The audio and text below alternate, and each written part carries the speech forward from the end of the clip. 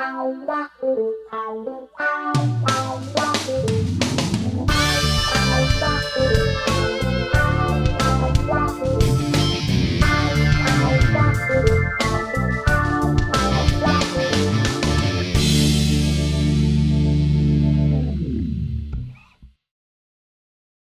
stage is dark.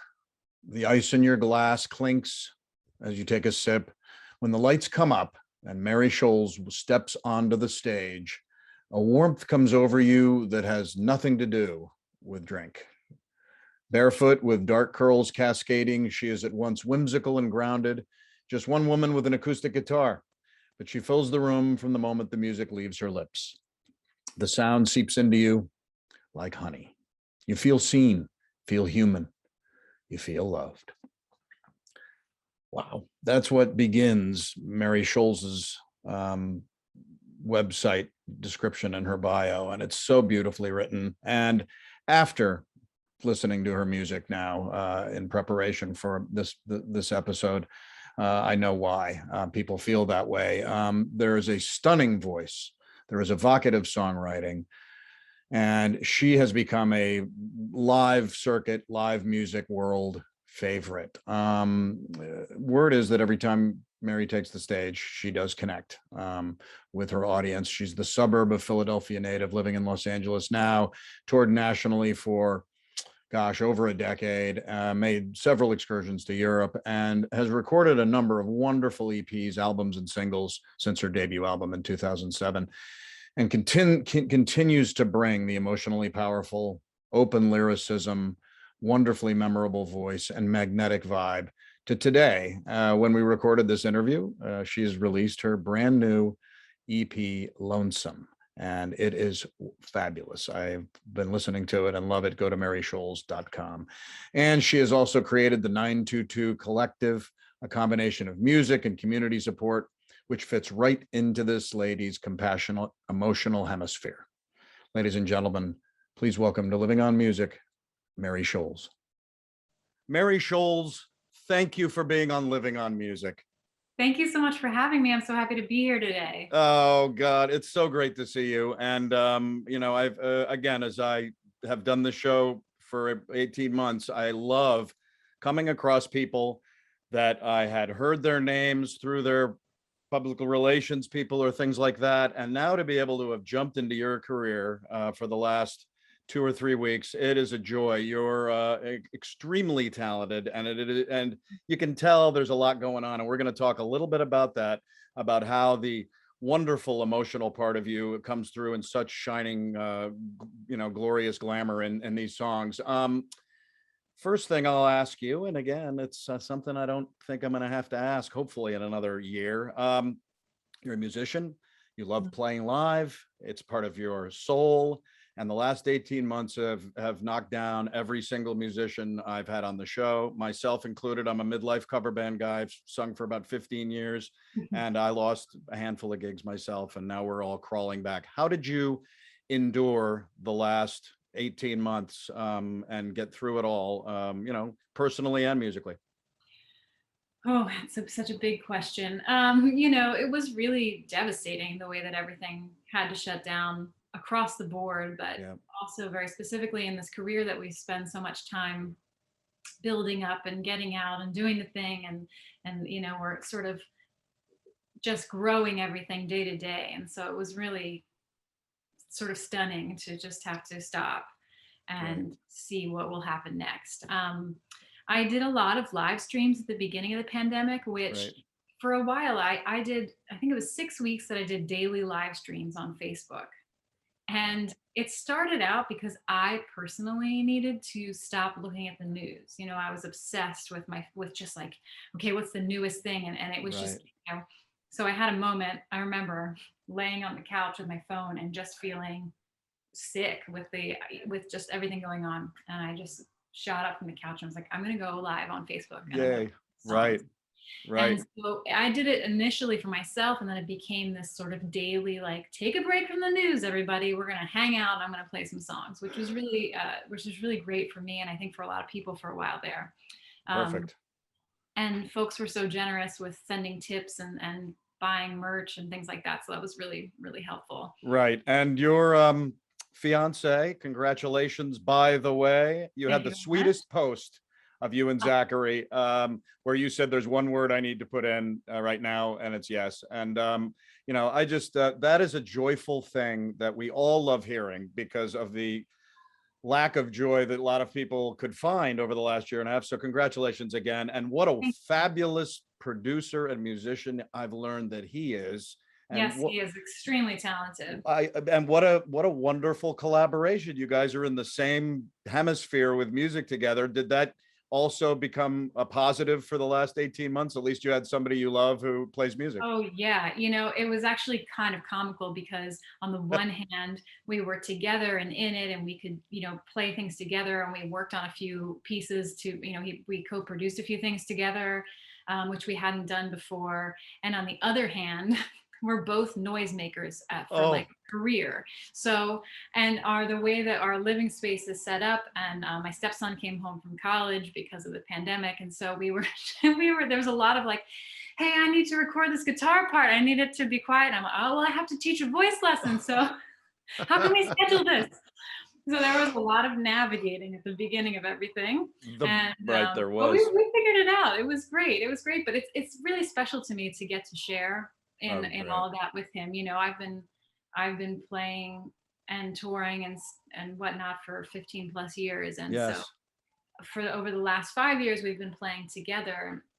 When we first started dating, I said to him, I was like, I really would love for you to play on some of my stuff. Come play at some of my shows. And he was like, I don't know, like, are we getting too tangled? And I was like, yes, yes, let's Yes, do it. that's what we're doing. That's what I'm doing. Oh, Yeah. that is, I see that just, again, that elevates at least a little bit of the joy. I mean, everybody, even though you're quarantined and there's still moments, it's Oh, still sure. wonderful when you get along with somebody. Did you guys find any new hobbies that you never even thought you'd come up with in the last year and a half? I don't new hobbies. I don't know. We did a bunch of puzzles. That was fun. There you go. My partner Suzanne does these puzzles that are just I'm not a puzzle guy, and she does them, and they're like double-sided and no Oh ends, wow. and I'm like, bah. But it's fabulous that you were able to find out. I've had a bunch of guests who've learned they've started to cook differently. They've had gardens out in their yard, but forgot about the deer that would come out of the woods and eat their new Oh yeah. garden. But that's really wonderful. You also, did some. You said you were doing streaming. You're keeping your music alive, and you also released a single. You did a couple of things, but you released "Into the Wind," Yes. and that again was one of the first songs I found of yours, and I've played it maybe 10 times since then. It's so beautiful, and where we will show the people the clip of some of this video. But tell us a little bit about where "Into the Wind" came from, and this will start a little bit of a conversation about your amazing lyrical, kind of hemisphere too. Talk about "Into the Wind." Sure. So I wrote Into the Wind a few years ago. Cool. I was watching a loved one of mine go through a very difficult loss. And it was, an interesting version of experiencing grief. I was not the one in it so much as just sort of watching it. Yes. And it just sort of brought me into this thought pattern about the way that we keep people's memories alive, and how Yeah. the people who are left behind oftentimes sort of full throttle into telling the story of the person that they lost, and keeping their image alive, and keeping their goals alive. And Right. so that's where like the beginning of the song came from for me, because I thought, if I were to go, who might be someone who would keep my words and my music and things like that alive. Ooh, And so the first person I thought of was my mother. So that's who right. Joanna is at the beginning of the opening line of the Oh, song are, Joanna, sing for me, tell my story. yeah. I was So wondering I was going to ask you who Joanna was. So yeah, now it's mom. Way to that's go. all. Yeah. So I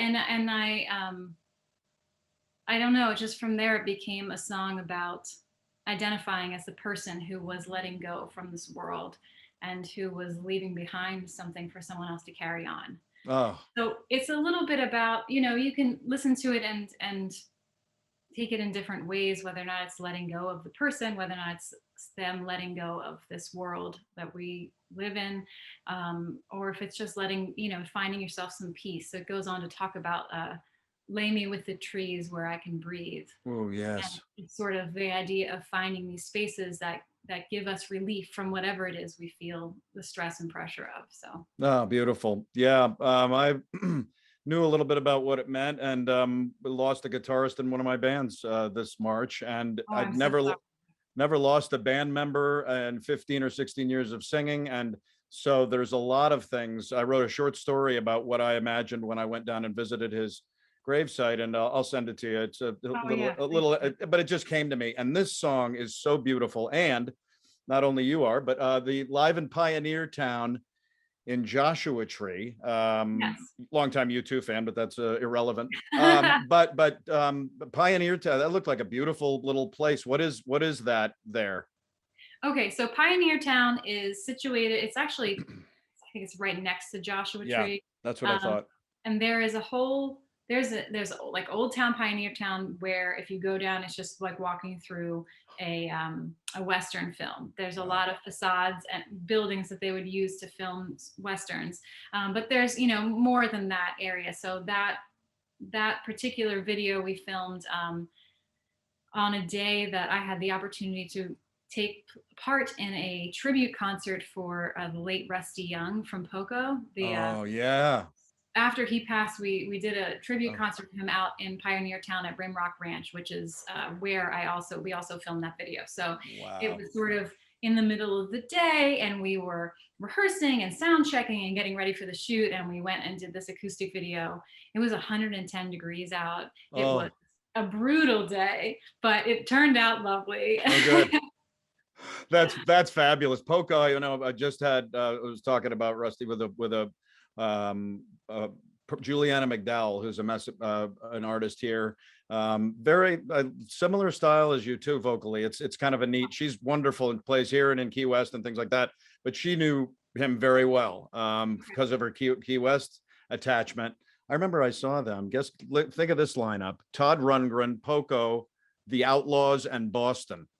Oh, at, fun. at the Meadowlands, and it was one of the weirdest shows I've ever seen. But I was an Outlaws freak, so I went. But this, you guys, is a beautiful song from, and we're going to hear a bunch of these tonight. But this is a wonderful song recorded in Joshua Tree, California. A little Into the Wind.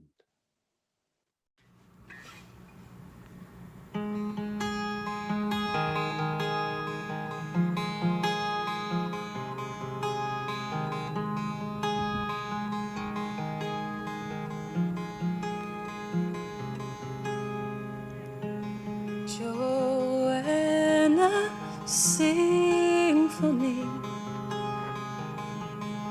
Tell my story. I circle endlessly into the wind.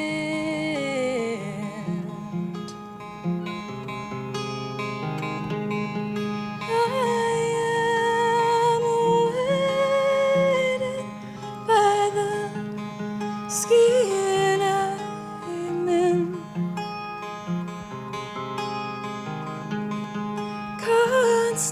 constantly waiting to begin.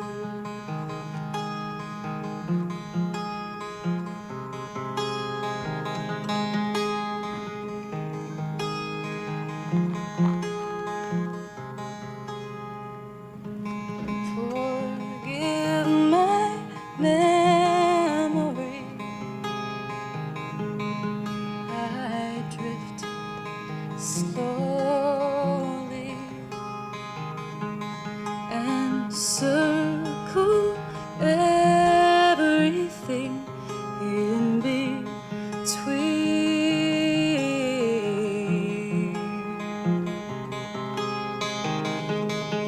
I am waited by the skin I'm in,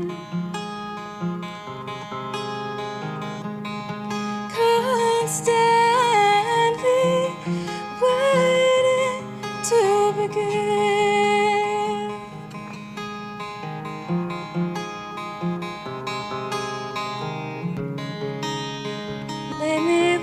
trees where I can breathe,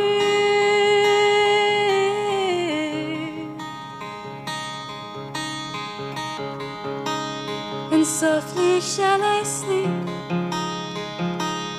with the breeze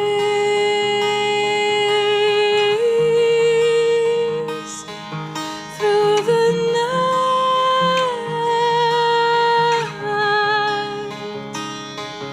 through the night,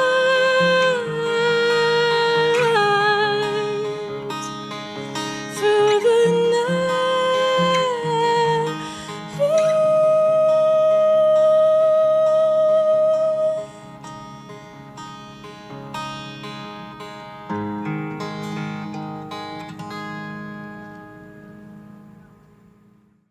Yeah, Mary, that's the beginning of the ride people are going to take with you. And what a beautiful song and what a place. And I don't often show the entire video of a song, but I did there because I couldn't stop. So that is Into the Wind. That again was put into an EP that was released today. Yay, it's out. All right. What a big deal coming out of all of this to have an EP release. That must feel really good. It really does. The first 3 songs on the EP, which are new to listeners, I haven't released in any way. Right. Recorded them in 2019. Like, it was just basically got in the studio, did the thing. We're gonna keep going, and then the pandemic hit. So I'm very glad to be getting to put them out now and just have them out in the world. Yeah, I bet you are. And tell us a little bit about. I mean, the sentiments of Lonesome are very clear in this song to me. I'm sure there are some side elements to it, but boy, it's straight up. How did Lonesome come to be, may I ask?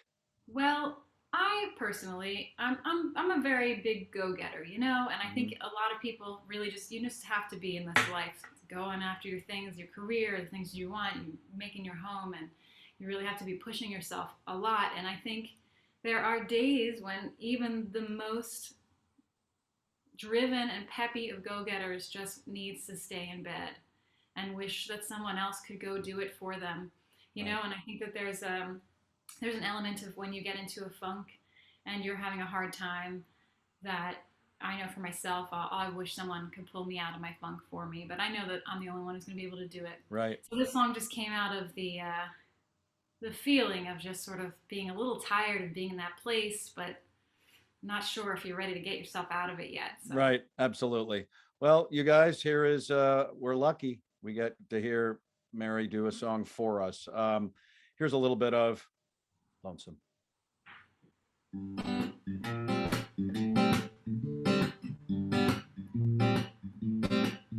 I've been living inside my lonesome for too long.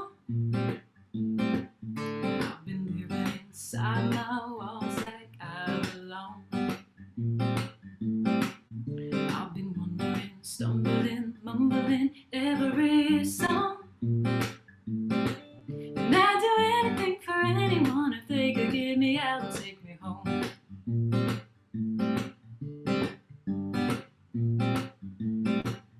I've been living inside this dream like I'm alive. I've been living inside my self-made compromise.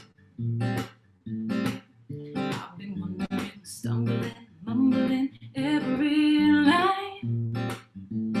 And I'd do anything for anyone if they could get me out and stay alive. This is just a postcard of the sea. This is just a fragment of the thing I could meet.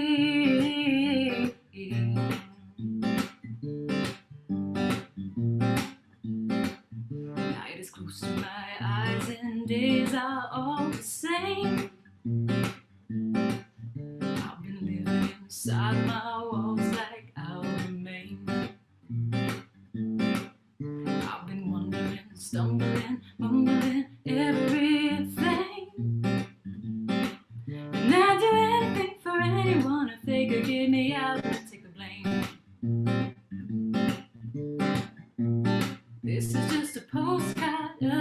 feel. This is just a fragment of the thing that I could mean.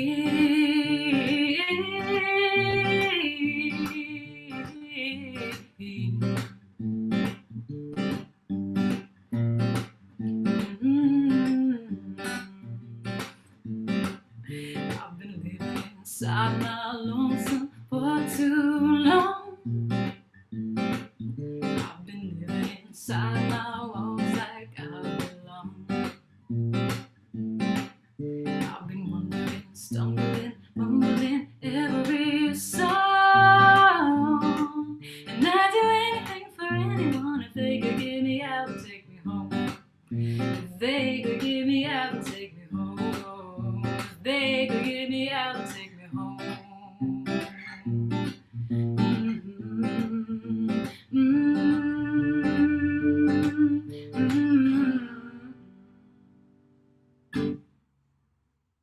Yeah, I love that, boy. That is a great thing to spring out of this last 18 months with that kind of music. It's so wonderful. And Yeah.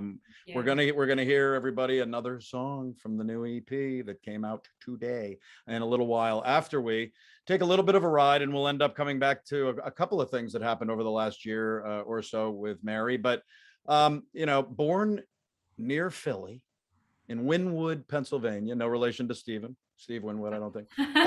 And you lived in PA for probably what, your first 27 years of life? Does that make sense? Yeah, 26 years. Yeah. And so, but you grew up there. You grew up amidst dancing, playing music. What were some of the influences for you at that part of your life? Was it parental, siblings, friends, or just life?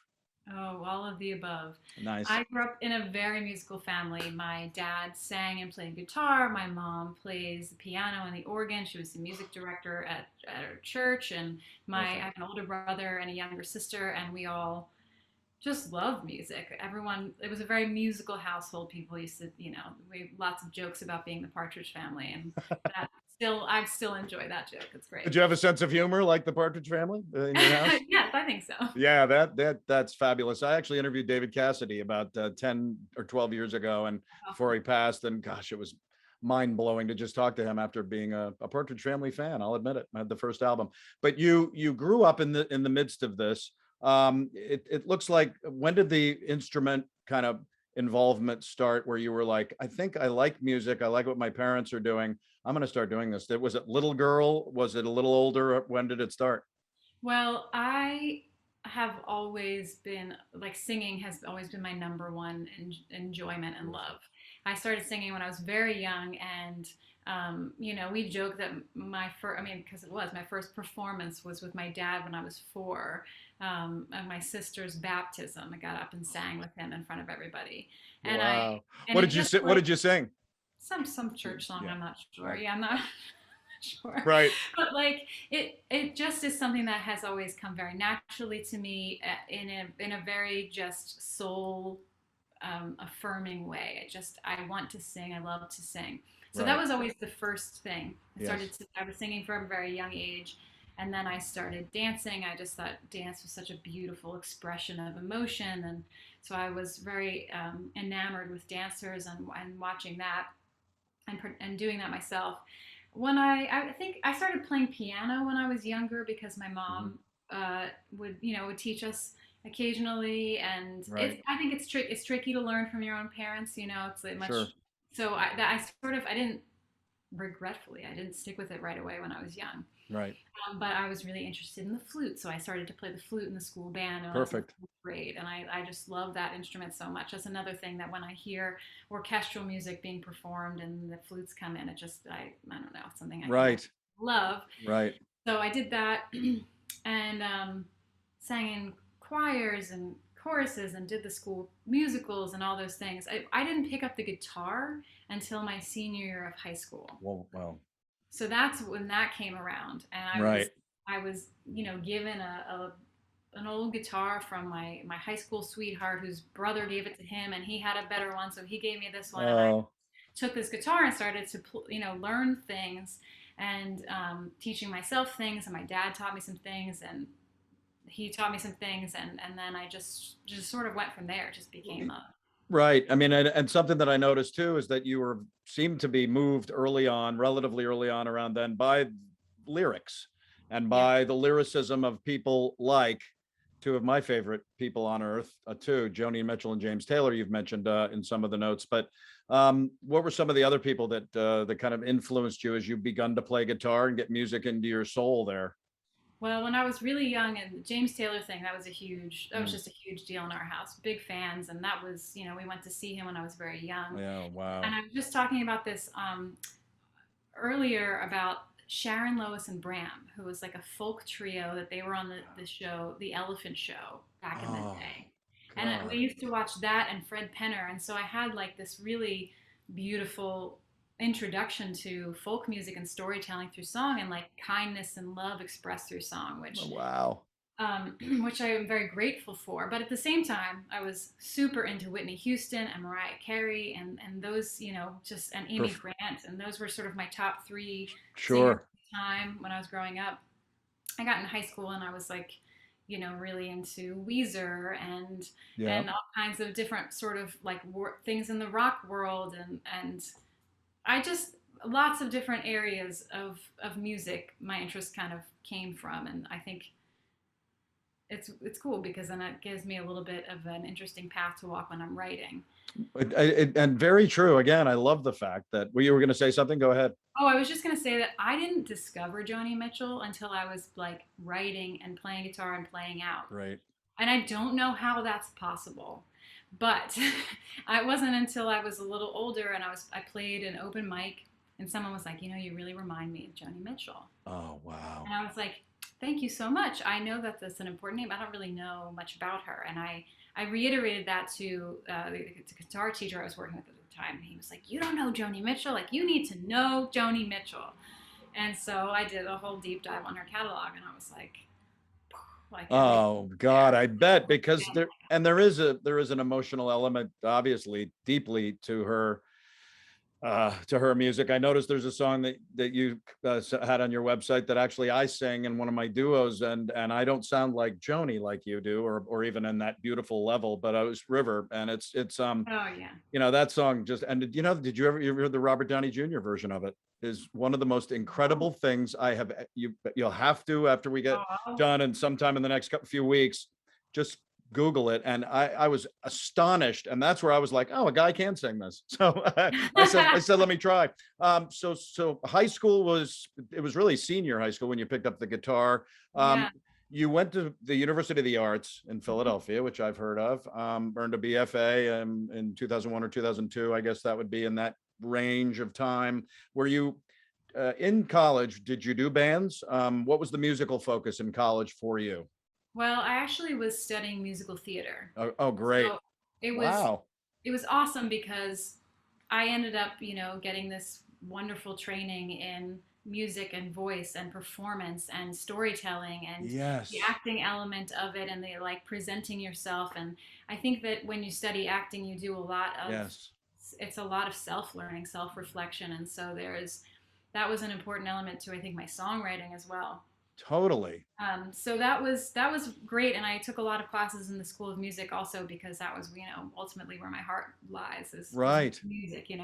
So it Right. was. I'm very grateful for that.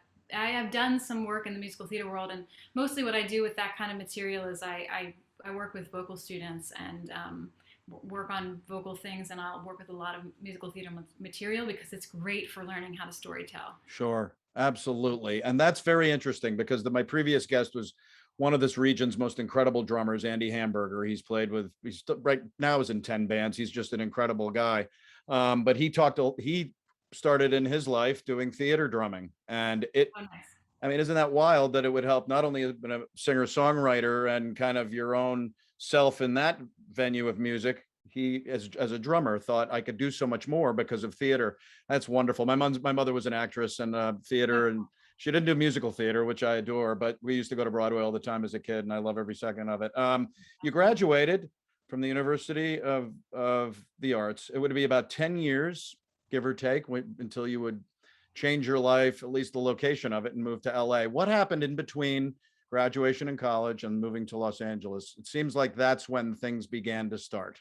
Well, I did, when I first graduated, I pursued my music as well as acting. And my That's most great. direct interest in acting is actually on camera. I really enjoy film work and acting for camera and Great. being involved in the filmmaking process. I think it's just magic. So I was doing a little bit of everything for a while.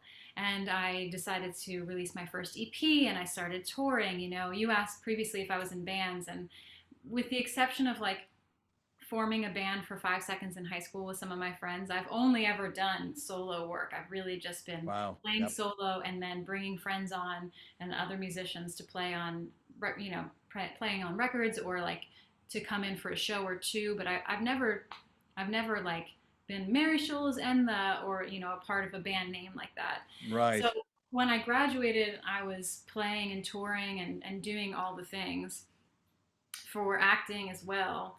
Um, and I came out to LA for a show, and I had been here before, but there was something about that particular trip where I was just like struck by it, the way it felt, and the way I felt while I was here, and I just was like, oh, I Oh, live here now. This is where I'm wow. supposed to live my life, and I was in the process of trying to figure out what was next, because you're just constantly trying to up level, Yes. and not make too many lateral movements. Not that those are bad, but Right. I was at the time kind of thinking, okay, I think I need to relocate somewhere. And Yeah, the top three for being a musician is New York, Nashville, or LA. absolutely. New York and LA both also have a very big film theater scene as well. Yes. But I never felt as I really love going to New York and I love playing in New York. And Yes. it's just not where it didn't connect to me as far as residing Wild. there. That's really interesting that LA was the magnet that brought you out there. Previously, for 3 or 4 years or so, you did release 3 EPs, and then you had the Live at the Blue Light Sessions piece. Right. You also played live music at this place behind Oh, it's me, an angel, yes. Tin Angel, and sadly I know that they're no longer. Although they didn't go in the pandemic, they went about 4 years ago, and they've been there for 24 years. I guess that's incredible. I did hear that in the next year that the owners opened up a new place. They opened a spot in Manayunk, PA called the Lot, Yes, I believe, which I've that's not right. been to. But yeah, the Tin Angel was always, it was such a great listening room, and it was always where I would kind of vacillate when I would come home and play shows on tour. I would play the Tin Angel and World Cafe. Oh, great. Oh, and Yeah. you'd be able to revisit your world. You went to LA, and I love this. In May of this year, you said, a whole decade that has shaped my life in crazy and beautiful ways. 10 years of sunshine, heartaches, false starts, successes, friendship, fire pits, gigs, shows, tours, hiking, odd jobs, networking, and nesting, knowing I was home, even though I miss my family and friends in Philadelphia. So I couldn't not read that whole thing, because that seemed to cover your last 10 years in LA. And it sounds, overall, give or take the way life goes, and you're going to have roller coastery parts of life no matter what. But it sounds like that move in 2011 was instrumental in a lot of ways. Absolutely, absolutely. I'm very happy here, and I'm very grateful that I made the move. It's a tricky thing to decide to Oof. change up your whole life, and it did result in lots of tricky times. But I wouldn't trade it for anything. I'm so grateful to be where I am. And that's great. Did you change into a Rams or Chargers fan? Are you still an Eagles fan? I'm still an Eagles Yay, fan. there we go. And I know our Raiders played this past weekend, and we recorded before, so we could wish each other good luck, and we'll see what happens. You were in LA. Did things excel right away? I know 2013-14 was your debut album, The Girl You Thought You Knew. Right, yeah, that was my first full-length record, and that was such a project to take on. It had, speaking of false starts, it had a bunch of Did it? start stops, and difficulties, and then once it got really going and put together, I'm still really proud of the work that we did. It's sort of more in the like folk pop world, Yeah. and it just really is cataloging a moment in my life. I went through a divorce. I relocated across the country. I was rebuilding my life and sort of rediscovering who I was as an artist and a person. And that it's a 15 song, it's a long one. Ooh, It's a 15 song record if you know, but it goes on a journey, and I'm proud of that. And that's sort of, yeah, that definitely did kickstart a lot of things. I had released a few EPs prior to that, but that sort of did a lot for me. I bet it did. And you know, again, we've talked beforehand, and I'm just not going to let it go. There's a song called "Bridges We Burn," which I have probably literally listened to it 5 or 6 times today because I was prepping for the show, and I'm like, I could play about 100 of her songs, but I got to play this one again, and it just got me. And that's what your music does, Mary. And I can tell that by the ride we've already taken to the show to here, and what we'll be talking about as we go along. It was, you know, things that seem to have come into your mind and your soul and your being that have become part of your music. This is something else, you guys, and I'm just going to play a little bit of it. And it shows Mary really wonderfully in this video from around, I guess, 2013 or so. And it was a Hollywood Music and Media Award nominee, right? It was indeed. That wasn't a bad thing, I don't think. Nope. You were like, debut album, award nominated song. I think I'm good. You guys, if you have anything that's going on in your life, get a Kleenex. Here's Bridges We Burn. Can I leave? Can I let it all go? Can I just walk away from the life that we've built into all I don't know? Can I follow my heart? Does it lead me to you? And will I regret all the things that I said, all the things that I couldn't help but do?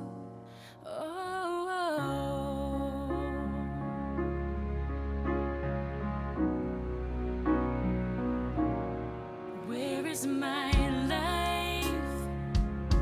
Tell me, where did it go? I saw for a moment the way it could shine, then I lost all control. And where is my light guiding me through? And how can I see past the days and the words when all I can see is you? Give me the space to return, and give me the lessons to learn. There has to be reasons for bridges we burn.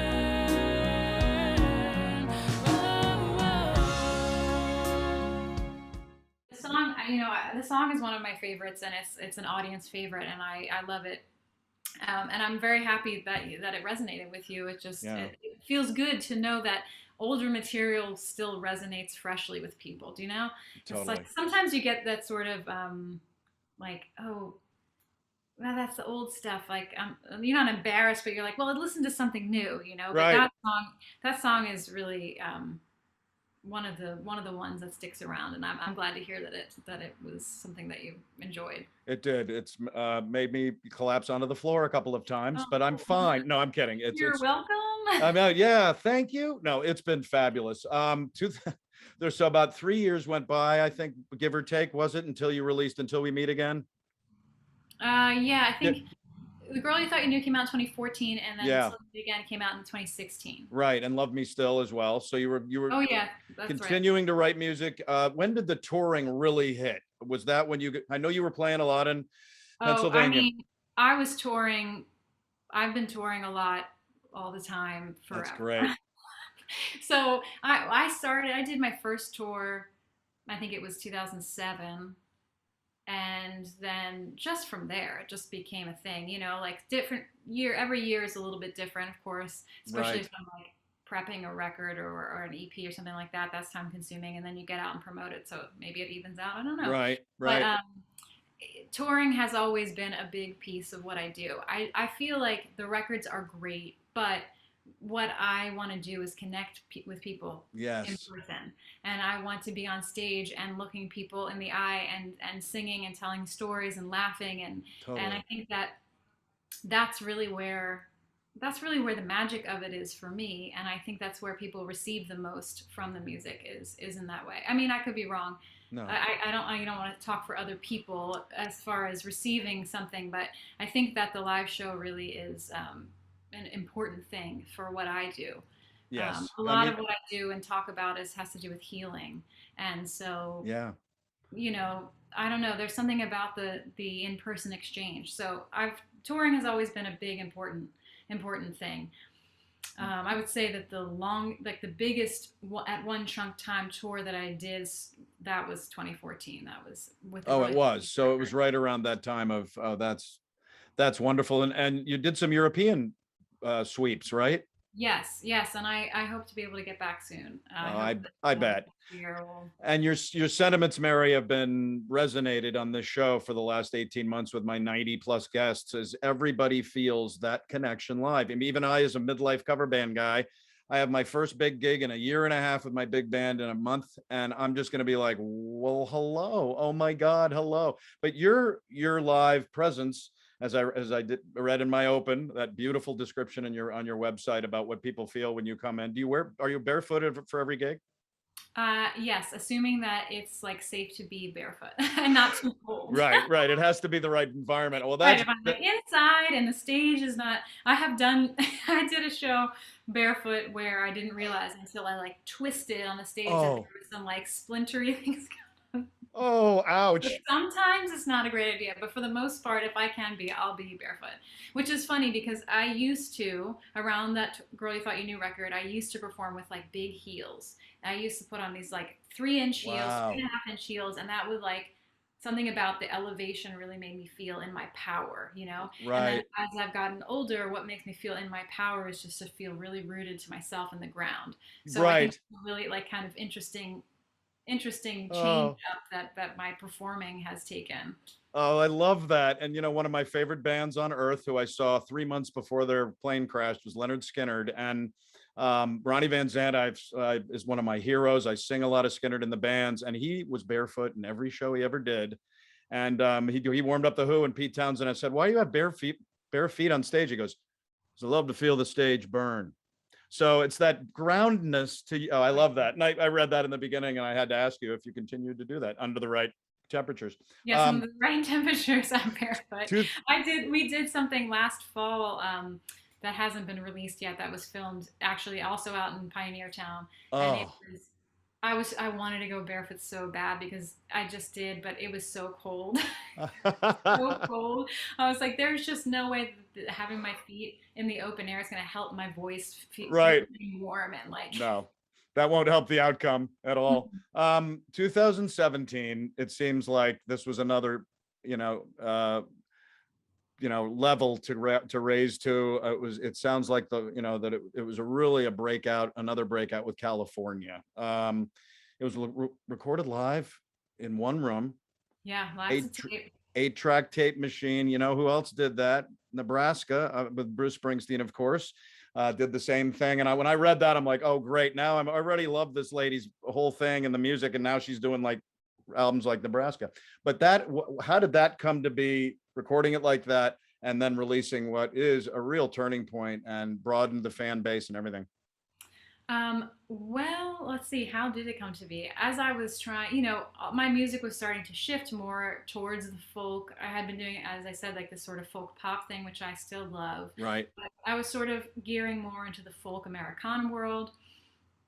And, with the idea of the shows being live, and it was actually my fiance, who at the time he was like, have you thought about ever just recording live to tape? Right. Not like a live record with an audience, but just doing it to tape, And so that sort of got my wheels turning. And I talked with Jason Hiller, who ended up co-producing the record with me, and he has just like a wonderful analog studio with all these Right. different tape machines from all these different eras and folks who have recorded on them and things like that. So we got talking about what this record could look like, and we ended up going in and doing all these all these, I think it's a 10-song record that we did, all live to tape.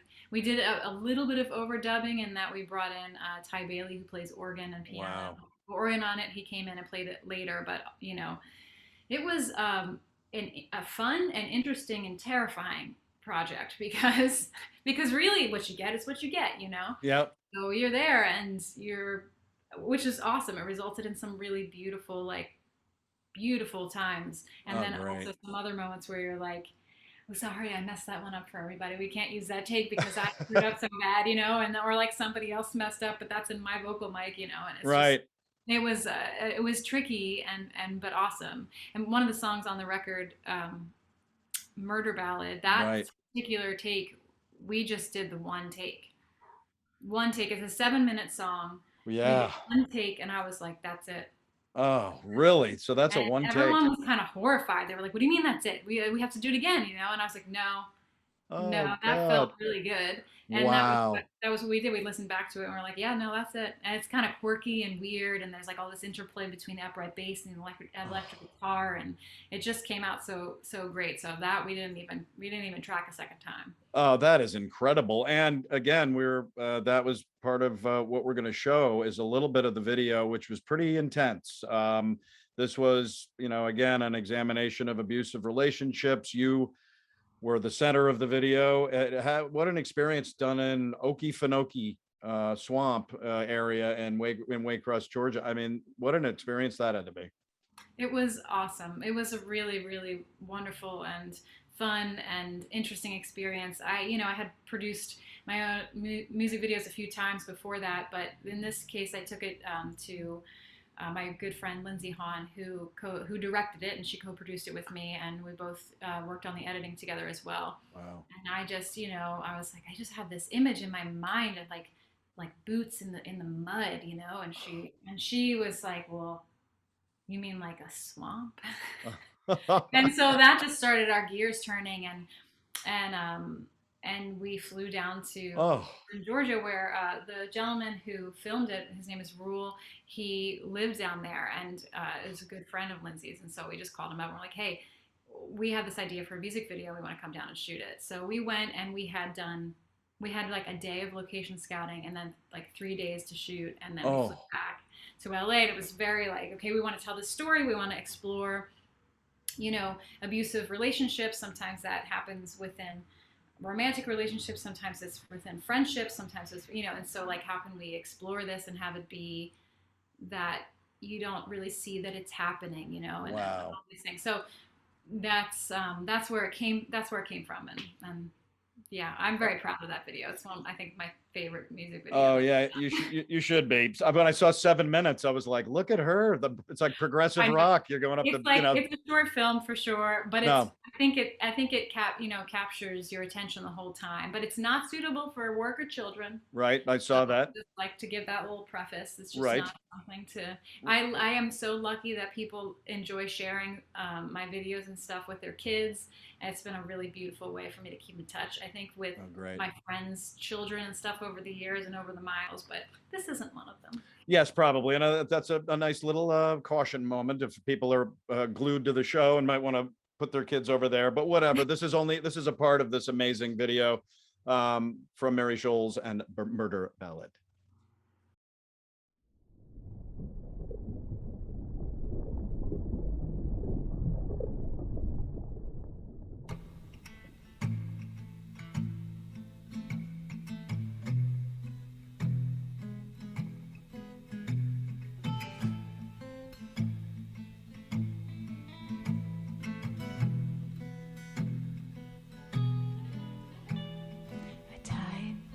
My name to yours. Didn't know it's what I was doing.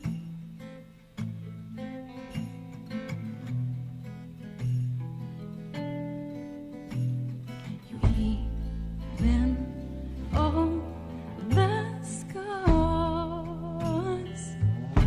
Then you claim you didn't do it.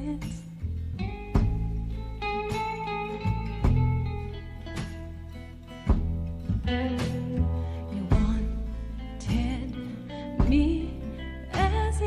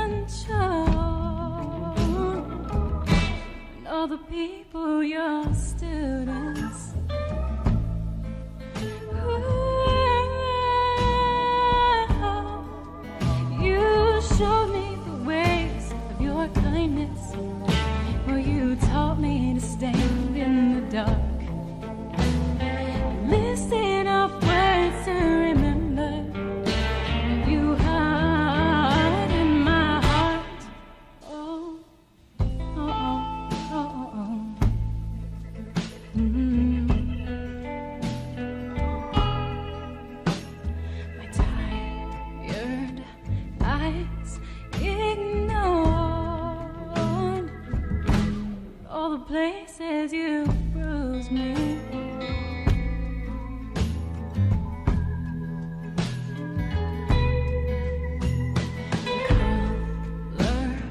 Colorful and so they show the world the ways you knew me.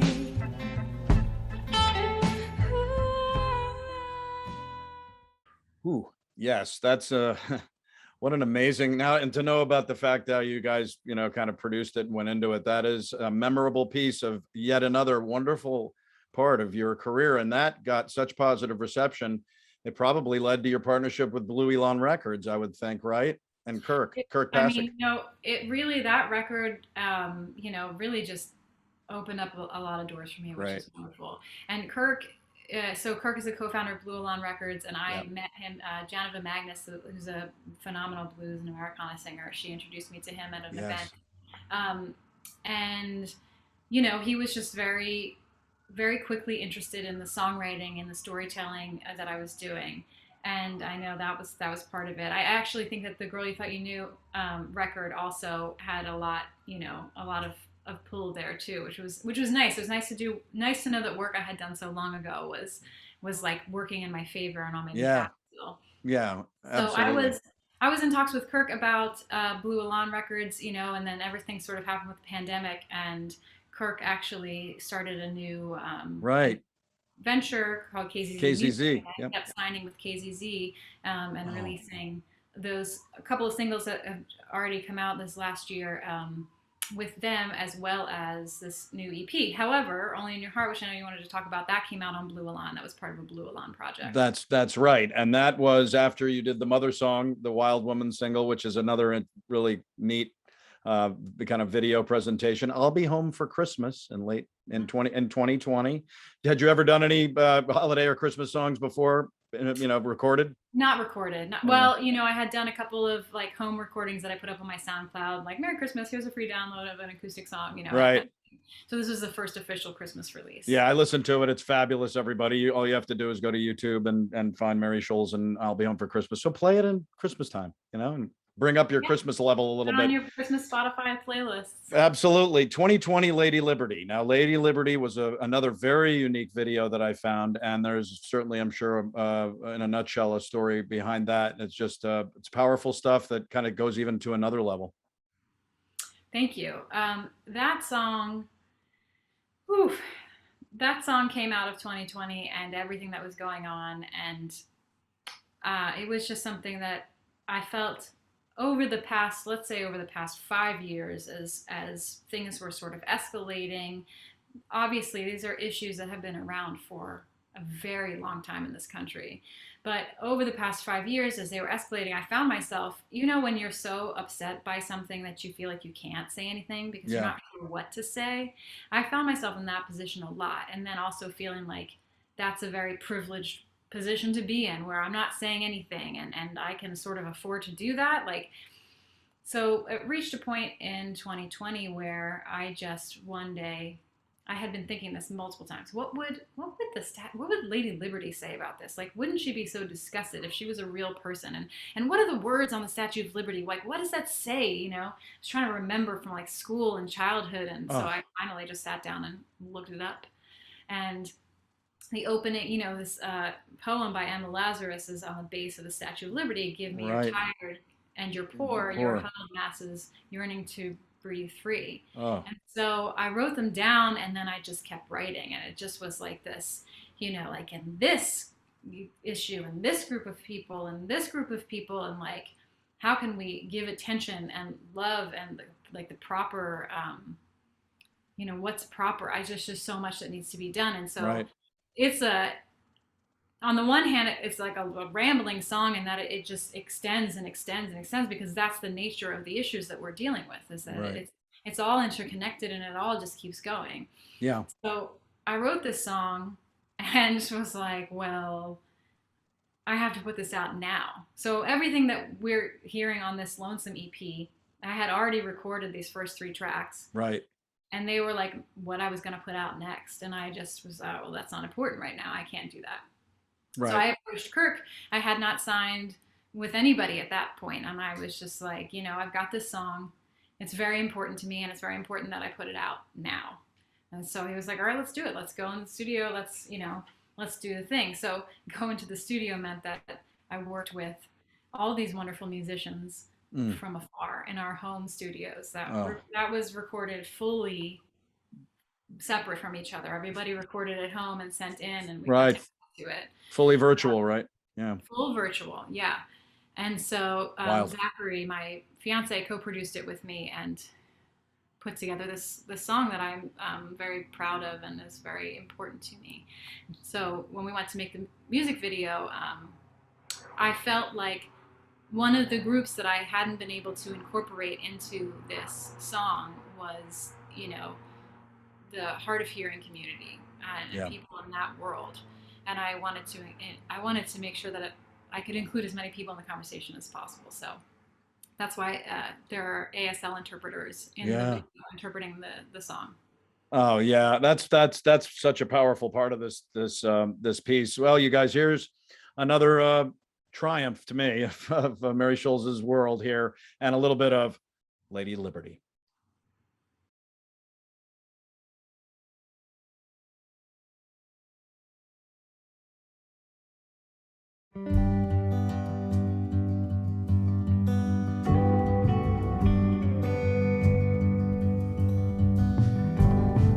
Give me your tired, give me your poor, your huddled masses yearning to breathe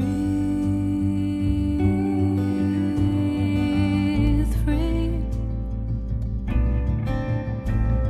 The wretched refuse of your teeming shore, send them the homeless, tempest-tossed to me. I lift my lamp beside the golden door.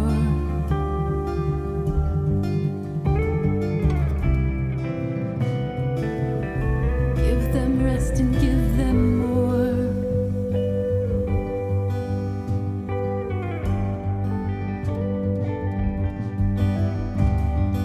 Give me your dreamers you tried to betray. Give me those children you've locked far away in return them to the love of their parents and everyone that you brought here in chains. Give me their families, tired and brave. I lift my lamp beside their cause.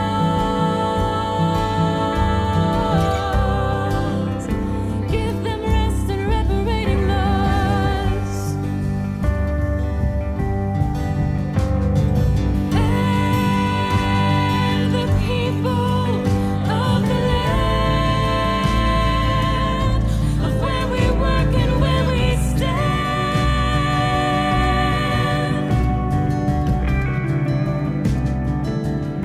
give them everything they need, for this is their air we breathe. This is their air we breathe. Yeah, that's fabulous, and that's it's another powerful way to exhibit your music and what you feel, and it's very you. I think the power of it. So beautiful job again. You had another wonderful thing happen in 2020 and then released in 2021, where it was working with Jerry Beckley of America. And I interviewed Dewey Bunnell, and that band means so much to me. And so when I saw that you actually collided, I know it came through the record company that you guys were both affiliated with in one way or the other. What was it like recording Only in Your Heart, which, you know, has your name in it? I mean, have you seen better days, Mary? It was so much fun to get to work on that project. So basically Jerry Beckley is on Blue Line Records, and they were Right. he was going to be releasing a new best of record, and so they decided they wanted to get female artists to cover his songs by America that he had penned. And I was asked to be a part of that, which was Wow. awesome. Oh, Just a wonderful honor to get to do. And so I got to also pick the song that I was going to do. And there was like a playlist of these are the ones that you can pick from. And of course, this one, the opening line is my name, and I was like, well, this is the song for me. I have to sing this Mary song. And I love the way that the song is just about kind of moving forward and not relying on this thing. You don't really need that. right. In the original version, it's really about like, you'll find another man, you'll find another love. And so we did a little bit of lyric tweaking to make it more about like, you'll find yourself. Right. You'll find yourself, and that's what's going to make it good. And then you might find someone else too, but it's about finding yourself. Right. So that was great. And Zachary, who produced it, actually, it was fun. This was the first thing that we worked on together where he was producing. We had done a lot of stuff where, he was coming in and playing guitar with me on stuff that I was producing. So in this case, it was his project. And he came in and was like, what if it's a bossa nova groove? And I was like, ooh, what if it is? And so we sat down with the guitar and we're just playing and singing through it. And it just clicked, and it was so much fun. And it was the first project that we did during quarantine. Right. Prior to doing Lady Liberty, we worked on Only in Your Heart. Oh, cool. And I have this great image in my mind. We took a day where we drove out to see the poppy fields once they were in bloom, because we were nothing to do, we're stuck at home, and so we're like, let's just go for a drive. Let's go take a look at the poppy fields. And we listened to the mix of the song as we were driving through. Oh, great. So bright orange poppies, like in my mind when I hear the song, it's just very pleasant to me. It's like a really positive moment in like the moments of the beginning of the pandemic. No, it's and you do it such justice, and it's but it's in your style and your voice, but it's such a wonderful song. And again, I'm such a big fan. This is a single release this year. It's from the Watching the Time, the Best of Jerry Beckley album, and it's Only in Your Heart.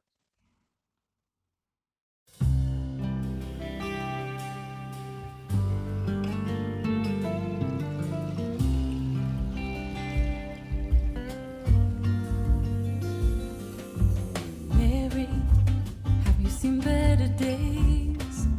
And will you find different ways? Does it really mean that much to your heart?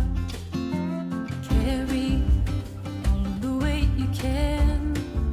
I know you understand. To lead directly there to the source, you've got to chart your course. 'Cause it's only in your heart, this thing that makes you want to start it all again.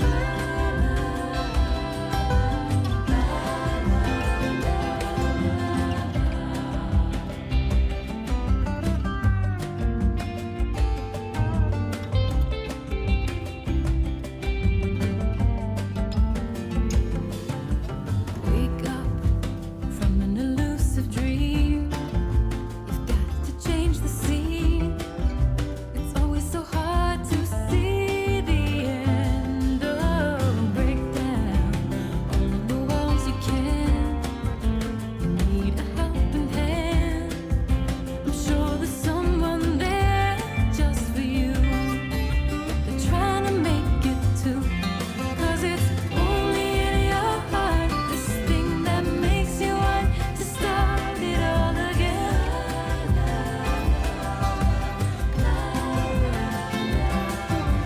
Only in your heart, this thing that makes you want to start it all again. Mary. Yeah, that's just, I'll be singing that for the next couple week or so, because it just resonates. And then to have somebody like you do it, who I've just talked to, a beautiful job. And I'm sure he was proud. Before we wrap up this amazing ride with you, Mary, and you're going to play us another song from your Lonesome EP, and that's just a treat. You began something that was the result of some pictures that you were taking and distributing at 9:22 at night, I believe it was, or Yes, 9:22 p.m. 9:22 p.m. And then it developed into something that not only has music involved, it's double musicians making money for themselves and communities being helped, right? Yes. Yeah, I started the 922 Collective a few Mm, years ago. And as we were talking about before, it's the 922 is my birthday. yeah, And I started doing this thing when I was going through my divorce where I was taking two photos every day at 9:22 p.m. One of what I was looking at, one of myself, and it was a way for me to recognize that progress was being made because oftentimes when you're in the healing process, it's really hard to see that you've made any progress. It's much easier to feel like you're stuck in the same spot. right, So it was a way for me to sort of recognize that I wasn't necessarily at home by myself. Maybe I was out with friends or I was playing a show and there was like a little bit of forward motion. great. So it went from being something I did for myself to something that a lot of other people were involved in because if I'm looking at you and we're out together, I'm going to take your picture. It's 9:22.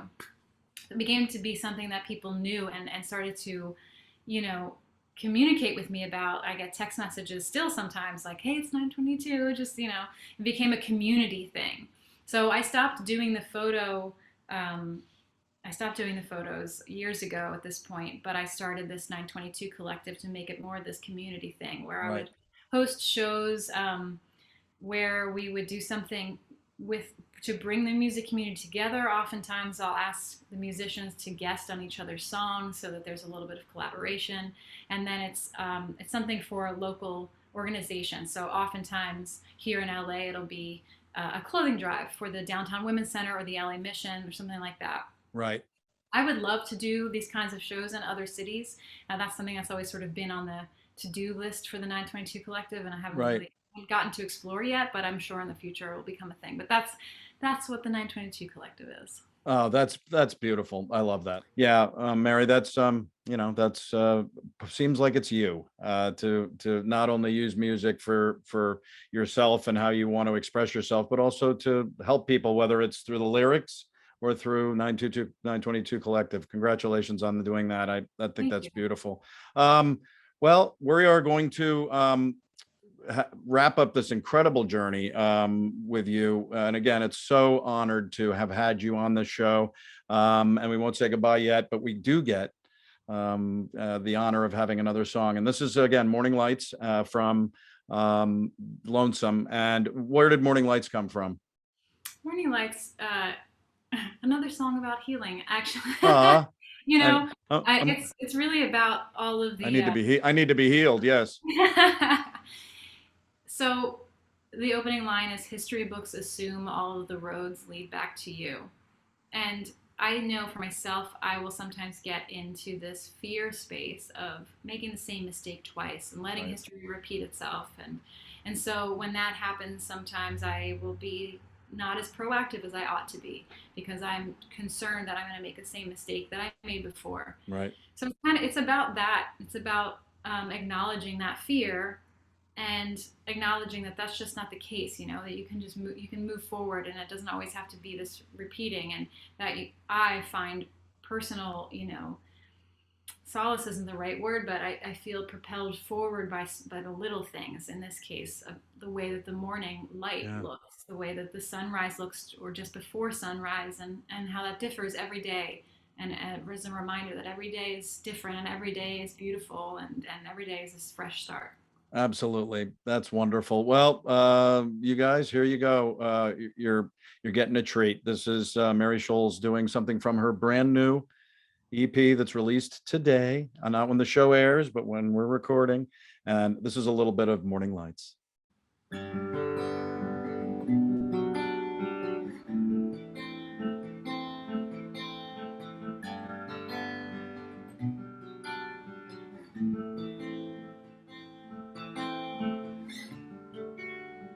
History books assume all of the roads lead back to you, and everything that's true, everything new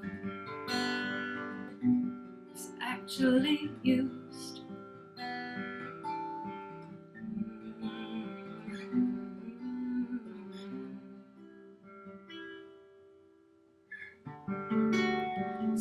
hide in this room, 'cause I don't know what else I should do to keep from turning to everything I already knew. Then morning lights my way. Then morning lights my way. Then morning lights my way.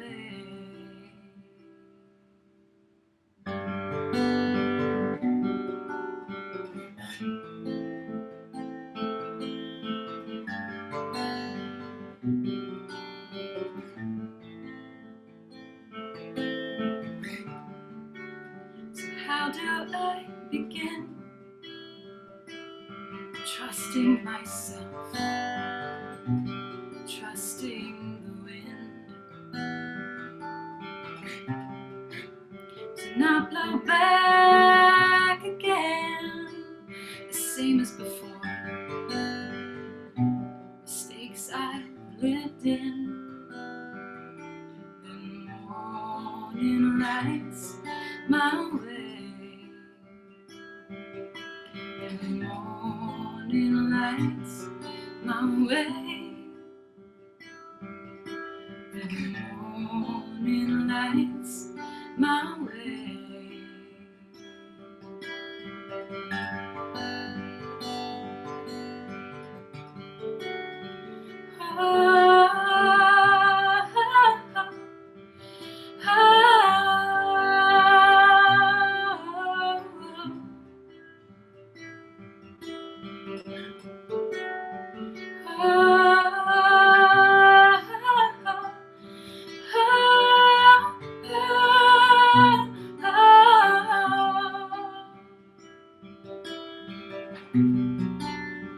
This is not the answer I've been praying for.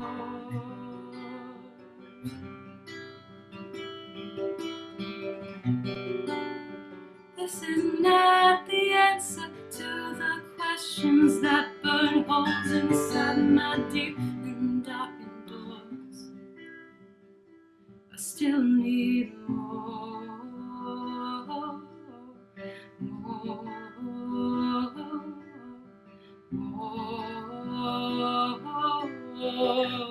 Morning lights my way. The morning lights my way. The morning lights my way.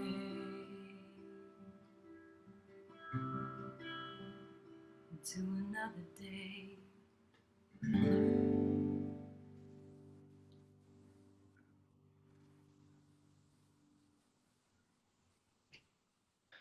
Well, what a exceptional way to end this journey with you, Mary Scholz.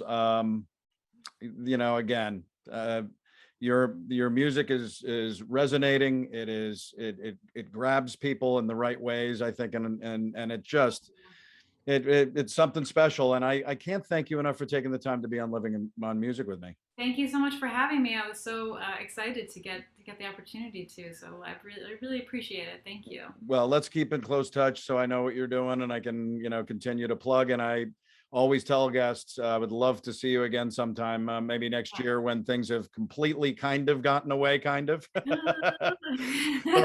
They're completely gone away, but not really, but kind of. But we'll keep in touch. And I really, again, Mary, thank you so much. Good luck with Lonesome and good luck with getting back out live. And thanks again so much. Thank you again for having me. This is wonderful. My pleasure.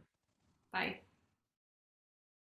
Wow, Mary Scholz, thanks so much for being on Living on Music with me. What a wonderful talk about kind of her music and how special it is, and how she got there, and also some amazing stuff coming out. Don't forget her new EP Lonesome, which again was released on the day of recording. It will be posted and stuff, so it would be back a little bit, but it was released today. So that is exciting to be able to talk to somebody whose new EP has been released. Thanks, Mary.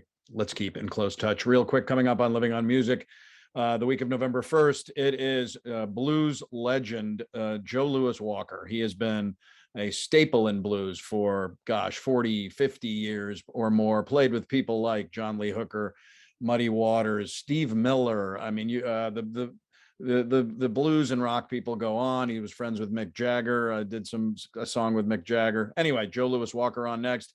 Alan Paul, the week of November 8th, who is a wonderful journalist, writer, musician, very talented in a number of ways. Wrote a book called One Way Out about the Allman Brothers, one of my favorite bands of all time. So I can't wait to talk about some little stories about Alan's experience with the brothers, and also Texas Flood, which was the history of Stevie Ray Vaughan and Double Trouble and all of Stevie's life. So Alan Paul coming up next. And on the 15th, Kaz Gardner, Whammy nominated soul artist, revered singer in the DC area of soul, reggae, rock, R&B. It goes across. She's a wonderfully talented lady, and can't wait to have Kaz on Living on Music the week of the 22nd. Thanksgiving week kicks off with ukulele virtuoso Jake Buckaroo. There we go. I've interviewed him before, and I get shaky when I talk about him because he's so amazing. He is the world's most versatile, without fail. There are a lot of great ukulele players across the globe, but Jake is certainly the most versatile and talented for the last number of years. He is also just did a new record and had people on it like Willie Nelson, Bette Midler, Kenny Loggins, John Anderson of Yes. The list goes on, and that's Jake, and he'll be on the week of the 22nd. Living on Music is a production of the Zebra Press. Go to Facebook and sign into the Zebra Press. It's a wonderful page to be linked to with things all over this region, and live news all day online, and ZTV information and things like that. Go to the Zebra page on Facebook, and also don't forget, once again, to go to the YouTube Living on Music with Steve Houck YouTube page and subscribe, and also to ZTV on YouTube and subscribe. I wanted to thank Todd Jones, my editor, and also the publisher of Zebra Press, Mary Wadland. Don't forget, coming up next on Living on Music, Joe Louis Walker joins me. You can go to YouTube on my YouTube channel and see all the episodes we've been doing over the last number of months, and we're even getting more archival. But until then, thanks very much for joining us on Living on Music, everybody. Talk to you soon.